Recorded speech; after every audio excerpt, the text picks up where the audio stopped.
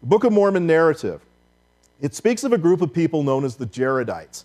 According to the Book of Mormon, they sailed to the Western Hemisphere around the time God confused the languages at the Tower of Babel.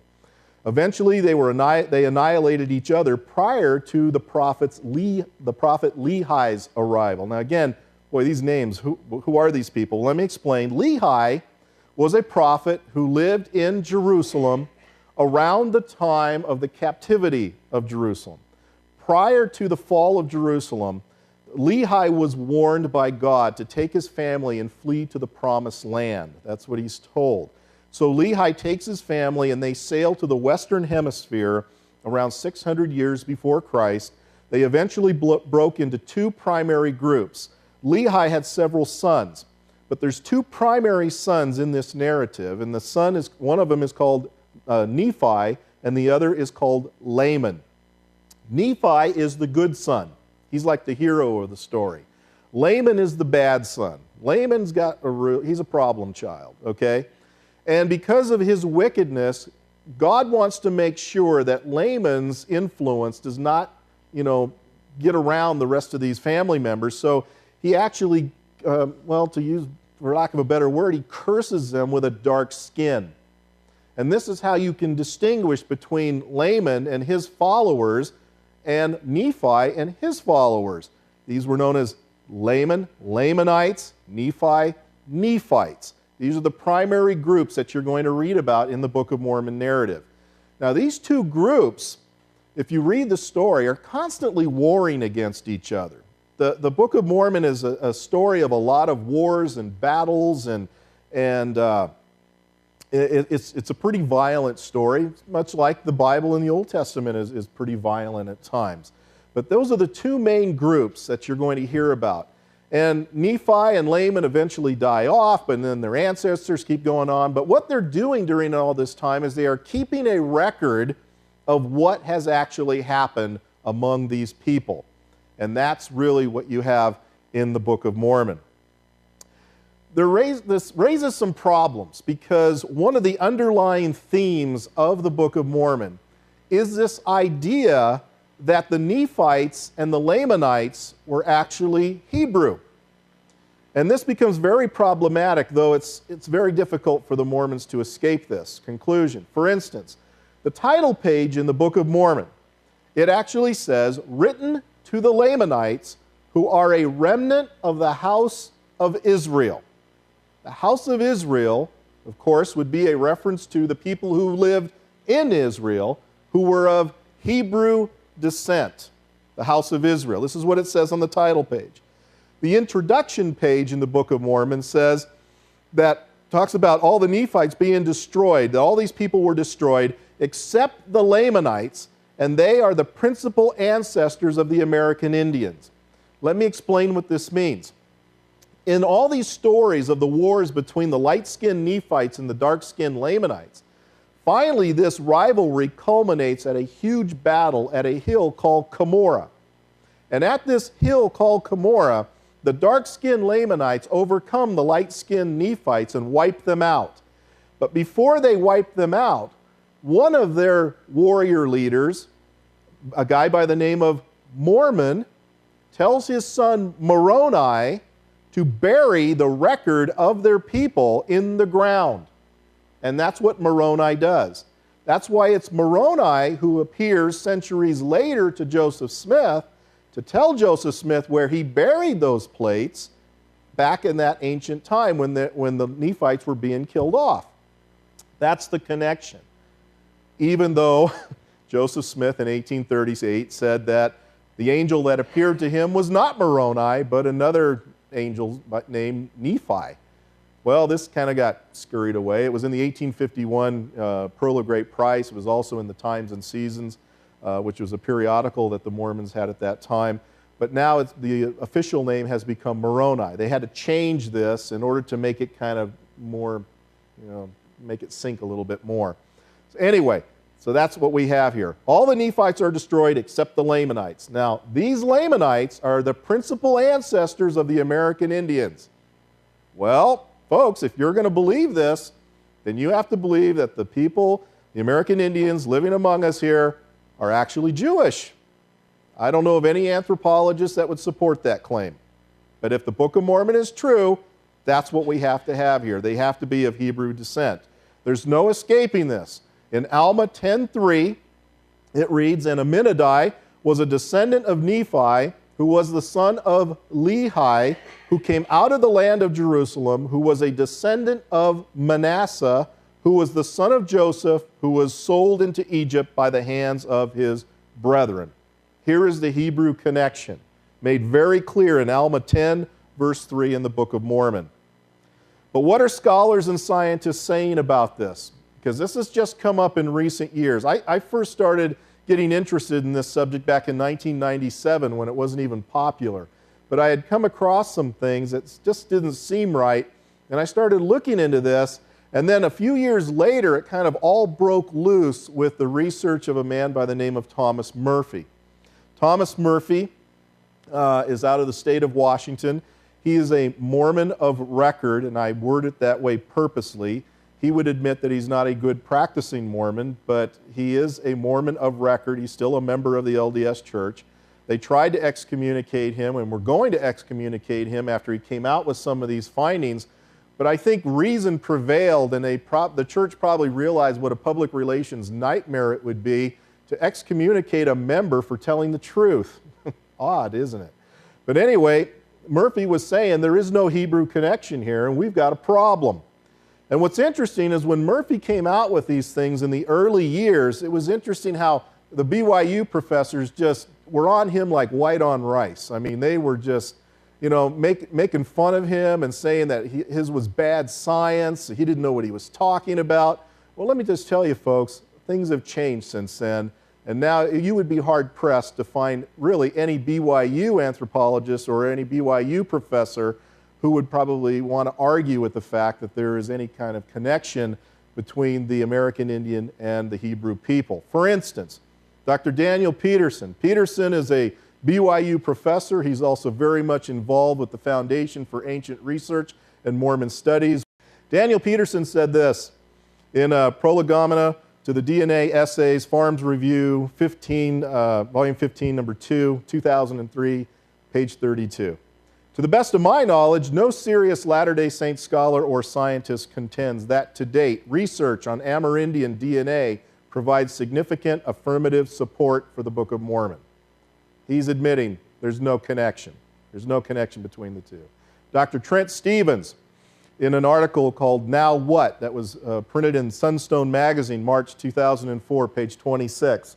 No genetic evidence specifically supports the hypothesis that Native Americans descended from Middle Eastern populations. Furthermore, there is little reason to assume that additional data will reverse the current conclusions. They're not even looking for anything to change this conclusion. They know it's lost. That idea is lost. It's not going to happen. They're not even looking forward to any reversal of this in the future. Genetic drift. This is an argument that's being raised by a lot of these scholars. Basically what they're saying is when the followers of Lehi came over to the Western Hemisphere, they were met by other indigenous people.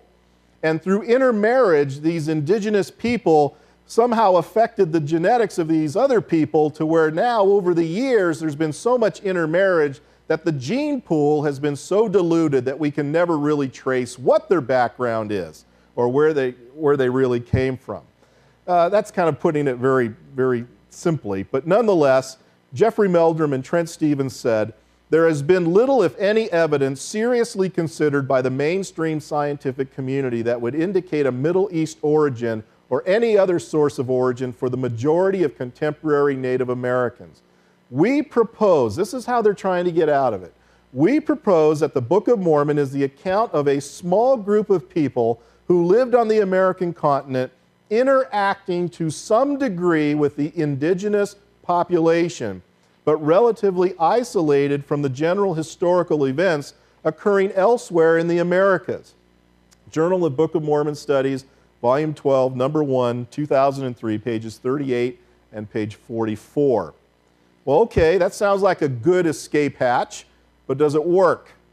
Again, the problem that the Mormons have for themselves is they tend to write everything down. So all you have to do is go back and look where this information is to see what Mormon leaders were saying prior to this date. Did they agree with this kind of a conclusion? Did they say things that make this conclusion really untenable? Well, first of all, let's look at what the Book of Mormon says. What does it say about the argument that the Lehi brought over a small group of people, being small and, well, I should say stayed a small group of people? The Book of Mormon doesn't support that idea. 1 Nephi 12:20 says, "And it came to pass that I beheld and saw the people of the seed of my brethren, that they had overcome my seed, and they went forth in multitudes upon the face of the land." So this does not sound like a very small group of people that was overwhelmed by another indigenous group, making it necessary for their genetic traces going back to Israel to be lost. Helaman, chapter 11, verse 20. "And thus it did come to pass that the people of Nephi began to prosper again in the land, and began to build up their waste places, and began to multiply and spread, even until they did cover the whole face of the land, both on the northward and on the southward, from the sea west to the sea east." Wow, that's quite an area of land there, and they're just covering it, covering the whole face of the land. Does it sound like a small group of people? Not according to the Book of Mormon. In Mormon 1, verse 7, "The whole face of the land had become covered with buildings, and the people were as numerous almost as it were the sand of the sea." The footnote at the bottom of this page dates this passage at around AD 322. That's significant. Let's look now. What does the Book of Mormon say about the people of Nephi interacting with other indigenous populations? Remember, that's the argument that's being raised. When Lehi got over here to the Western Hemisphere, there were already people here, and they interacted with them, and they intermarried, and that's what diluted the gene pool. Is that really what the Book of Mormon says?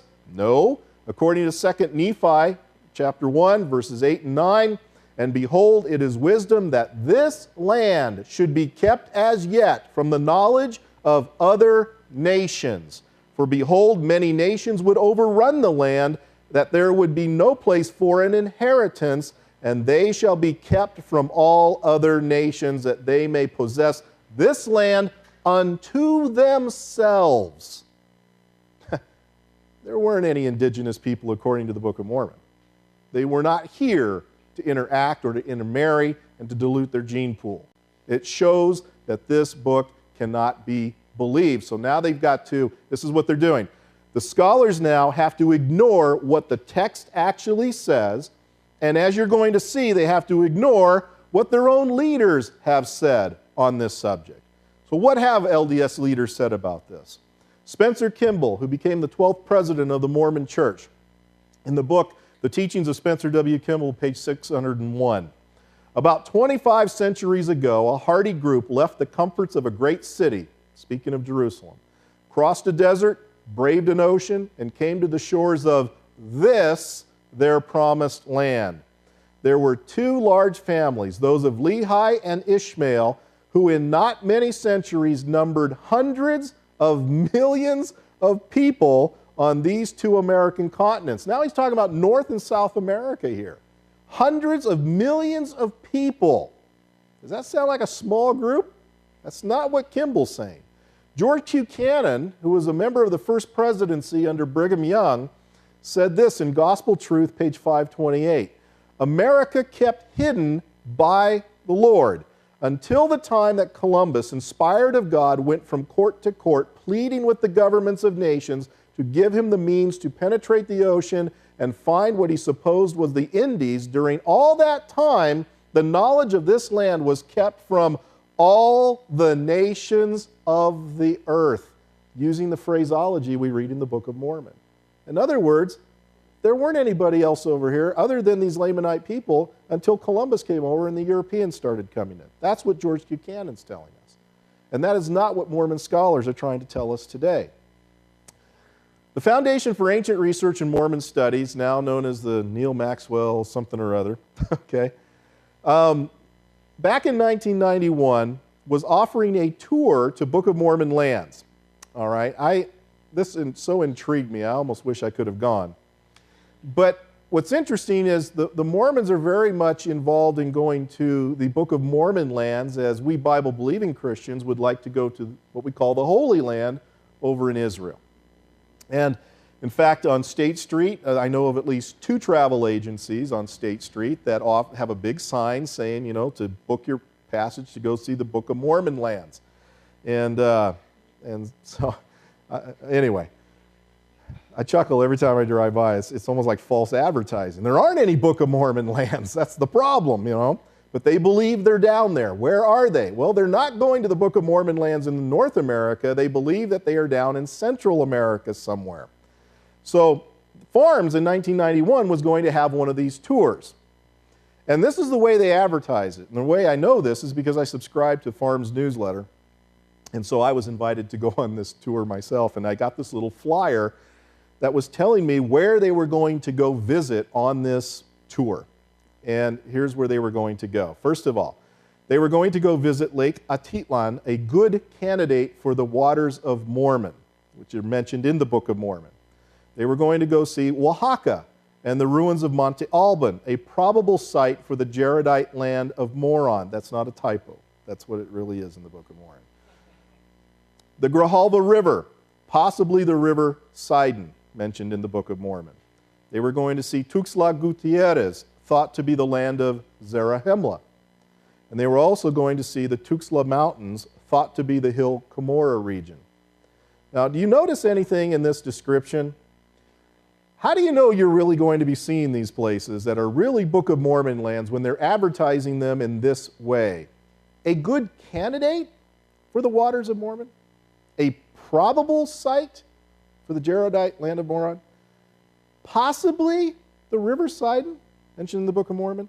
Thought to be the land of Zarahemla? Thought to be the Hill Cumorah region? If you were to take a tour of the Holy Land and someone was to say, well, we're going to go see a place thought to be Jerusalem, I wouldn't book it. You don't have to think that's where Jerusalem. We know where Jerusalem. There's no speculation on this. But you see what they have to do. They have to speculate. They have to guess. And the problem, of course, is they have no clue. They don't know that. It's good for the faithful, and I'm not faulting Mormons for wanting to go down there to see places that they think might, you know, strengthen their testimony. But the fact is, you got to take it by faith. You have to take it by faith. The evidence really doesn't support this. And besides, the conclusions that Farms comes up with are controversial. Not all Mormons agree with Farms' conclusions. And I can tell you something about that a little bit later. First of all, we go to the Mormon leaders. Do they agree with Farms' conclusions? Well, Joseph Fielding Smith certainly wouldn't. Now, he's been dead for a while now, but in his book, Doctrines of Salvation, Volume 3, page 239 and 240, he says, in the face of this evidence coming from the prophet Joseph Smith, Oliver Cowdery, and David Whitmer, we cannot say that the Nephites and Lamanites did not possess the territory of the United States, and that the Hill Cumorah is in Central America. Because that's exactly what these scholars are trying to get across now. You'll notice one of the places they were going to go visit on the Farms tour at the bottom was the Tuxtla Mountains, thought to be the Hill Cumorah region. Well, what in the world is the Hill Cumorah doing down in Central America when Joseph Smith said he dug up the plates in Hill Cumorah in New York? I mean, you're talking quite a distance there. I mean, it's not the same place. So they've had to come up with this theory that, well, maybe there's two Cumorahs. Well, if Moroni buried the plates in this Hill Cumorah down near the Tuxtla Mountains, how did they get up in New York where Joseph Smith dug them up? Smith didn't go down to Central America. He just went a few miles from his home. What a coincidence. And that's where he supposedly dug them up. So you see, we have a real consistency problem here. But this is something that they've got to deal with. And what Joseph Fielding Smith is saying is, you cannot say that the Lamanites and the Nephites did not possess the territory of the United States and that the Hill Cumorah is in Central America. You cannot say that, he's saying. It has to be up here, has to be in North America. Neither can we say, he goes on, that the great struggle which resulted in the destruction of the Nephites took place in Central America. So he's denying this theory which is known as the limited Tehuantepec theory. And he's saying that just can't be. If you're going to accept the Central America theory or the limited Tehuantepec theory, you've got to get rid of what Joseph Smith taught, Oliver Cowdery taught, David Whitmer taught. You have to get rid of that. But yet Mormons, because they don't really understand the situation, they have a tendency to kind of grab anything that might work, even if it's inconsistent. And when it comes to this story, there's a lot of inconsistencies. Ezra Taft Benson, he was the 13th president of the Mormon Church, and Teachings of Ezra Taft Benson, pages 587 and 588. This is what he writes. Consider how very fortunate we are to be living in this land of America. He's not saying Central America. He's not saying South America. He's saying this land of America. Now, Ezra Taft Benson had strong leanings with the John Birch Society. I don't think he's talking about any other place but this America, good old USA. He goes on and says, the destiny of this country was forged long before the earth was even created. This was the place of three former civilizations, that of Adam, that might shock you, that of the Jaredites, and that of the Nephites. These three former civilizations. Adam lived in North America. That is what he's telling us. He's not unique in that teaching. There are other leaders that taught the same thing. Now, you're not going to hear this probably in a conference message that's broadcast to everybody, but it certainly is in the writings of several LDS leaders. The Garden of Eden and the city Zion is the same place, according to Joseph Fielding Smith, Doctrines of Salvation, Volume 3, page 74. He writes, in accord with the revelations given to the prophet Joseph Smith, we teach that the Garden of Eden was on the American continent, located where the city Zion, or the New Jerusalem, will be built. I know that probably shocks a lot of you, but America is where it's all going to happen, folks. This is where the Garden of Eden was located. This is where the New Jerusalem is going to be built. It's going to be built in North America. And there you have it, folks. That's kind of hard to see with the light in this room. But Mormon leaders have taught, Joseph Smith taught, that the Garden of Eden was located in a place called Adam-on-Diamond, which is a place north of Gallatin, Missouri. No kidding.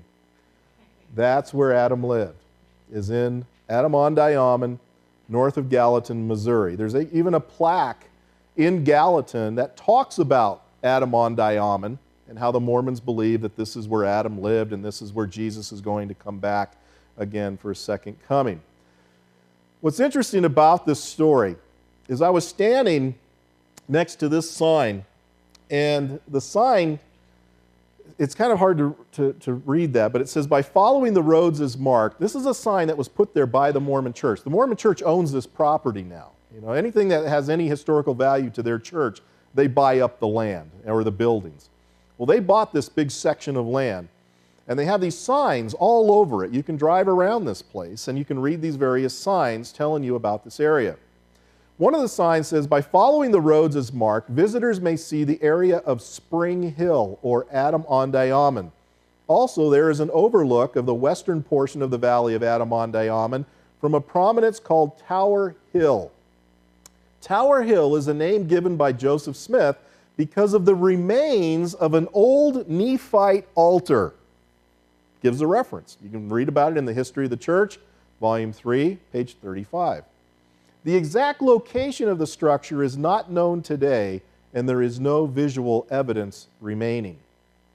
I was reading this sign when a car drove up, and a gentleman got out of the car, and he was standing there, and he was reading the sign as I was standing there reading the sign. And I thought I'd get into a conversation with him. So I says, can I ask you a question?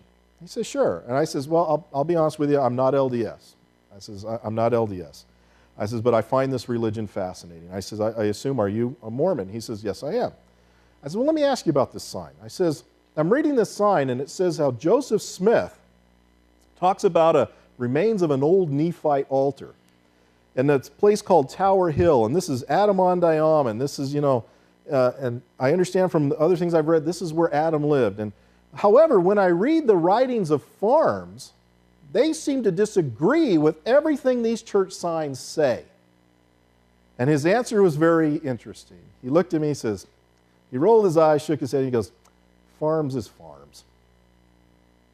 Wow.